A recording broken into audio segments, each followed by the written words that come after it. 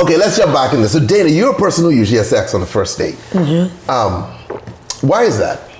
You gotta test drive the car before you buy it. Damn. So like, I mean, even if the date's kind of not good, you give it up? No, if the date's not good, the date's not good. So you only do it if the date's going well? Mm-hmm. And so how many dates have you been on where you found yourself spread needle on the first date? A lot. God damn. Most of them. Most of them. Well, let me ask you a question. What's your body count? We've talked about this. I don't know. Oh, okay. That's right. You stop counting after 100. Okay. God damn. Okay. I told you, my 20s were crazy. Okay. Jesus Christ. Is that high? Fuck. Okay. Let me ask you a question, though. So. It's not high for LA, actually. Okay. But is there anything about a freak off that turns you on a little bit? No. Really? No. Because they're randoms? Suppose you knew them, though. That would make it even more weird. Okay. Suppose just one or two dudes. Okay. So you have your limits. Yeah. Okay. Freak, but not freak or freaky. Okay. All right. Okay. Watch this. Okay. And listen to this woman talk about smash. At least 75% of online dates come back and smash the first night. I don't really online date, I guess. Okay. Guys, listen to this. This woman talking about smashing on the first date. And she might have a point. A debate where they was talking about smashing on the first date. I'm like, I don't know. I think I'm just one of those free people who is just like, I don't do the fuck with America. I'm like, I done smashed on many first dates, and they became my men. All that waiting 6 months to smash for what? Well, you gonna wait 6 months? You done fell in love with this man. And then y'all not even sexually compatible with each other. Can you imagine? I done wasted 6 months of my time dating this person, planning dates, talking on the phone for hours at night, FaceTime and this and that, and y'all finally had sex, and then y'all not sexually compatible. Yeah, because it can happen. It's happened. Like it's. All that, I don't know that's off topic, but yeah, I'm going against the grain on everything. Smash on the first date, do it. Living with somebody before marriage, do it. Do all that. Yeah. You smash on the first date? I didn't used to. I used to be like, nah, I'm gonna wait. Like, but now being an older woman, older. Yes. When you're younger and you're like, he might not call me back, and I just, just fuck this man, like, never gonna hear from his ass again. now, baby, he's calling you back. Trust me. Wait, do you know what happened? My friend once, she didn't hook up with this guy on the first date, and usually she does. She was like, no, I'm gonna be good. I'm not gonna hook up with him. So like they went to their separate homes, and then like they were texting, but like nothing crazy. And then he just completely stopped texting her, and she was like, damn, it's probably because I didn't like smash on the first date. Oh no, he got murdered in a drive-by shooting. She's like, so she was like, the lesson I learned is always smash on the first date because it could be their last. That's your motto. Smash on the first date because it could be their last. Jesus Christ. Okay, hold on. How do you know you can smash on the first date? When do you know this? I think like the chemistry's there. So every first date you go prepared? Yeah, I guess. Jesus Christ. The fuck? That's a real story. Happened here in LA. Okay, hold on. Okay, so you go prepared. What do you mean I go prepared? Why do I have to be prepared? Because you sat next to me, so I'm talking to you about your first dates. What is preparing for you, for me? No, I mean you go prepared because you know this could turn into some smashing. Yeah. Okay, so you shaved. Yeah. Cool.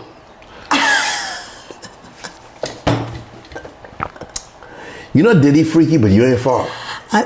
Okay? Diddy is like a doctorate in freakiness. You have at least a bachelor's. This one guy I dated and hooked up with on the first date. We like went to. He didn't have a bed. He was like sleeping on his couch. And you went back and hooked up with his couch? Was it his apartment? Yes. He didn't have a bed. What, other people there? No, he lived by himself. He just didn't have a bed. He would pull out his couch every night and sleep on his couch. So the couch turned into a bed? Yeah, but... Look at it as a bed.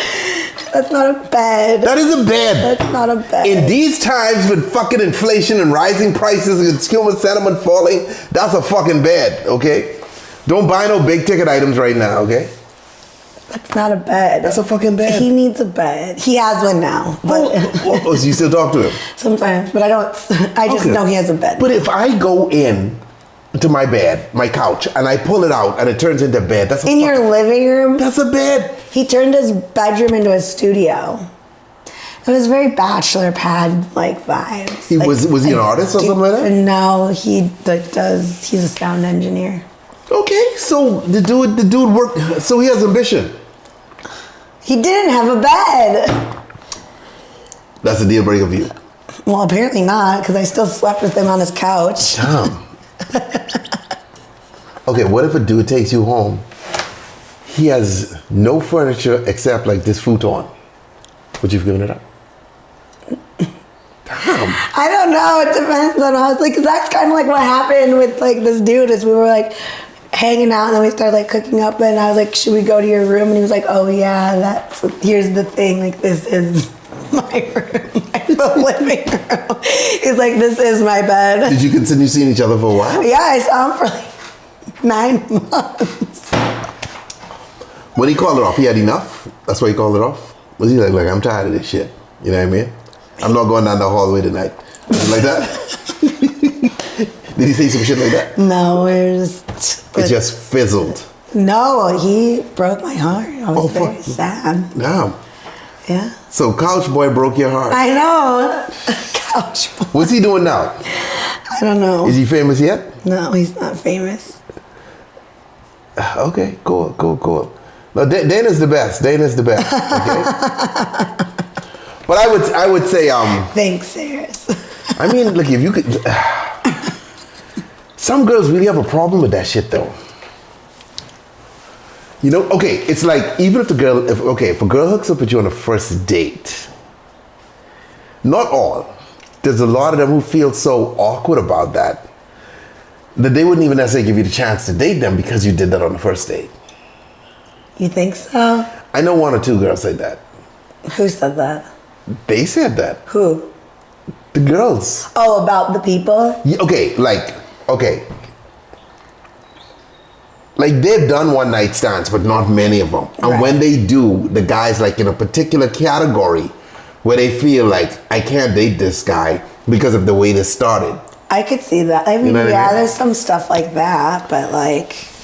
You know, because of the way this started, so things tend to fizzle, you know? What? Well, I mean, there's some guys that I like hook up with and that like I know we're never gonna date, but I still like want to be friends with them. What about that? Bozak, what the fuck? You ever get back in the alley? I think I have. Oh my God, next to the trash can?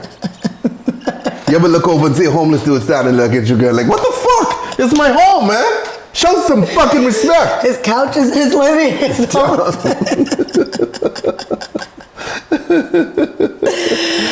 Oh my God. Soft smashing on the first date. Boys will be forced to get to know you and like you more.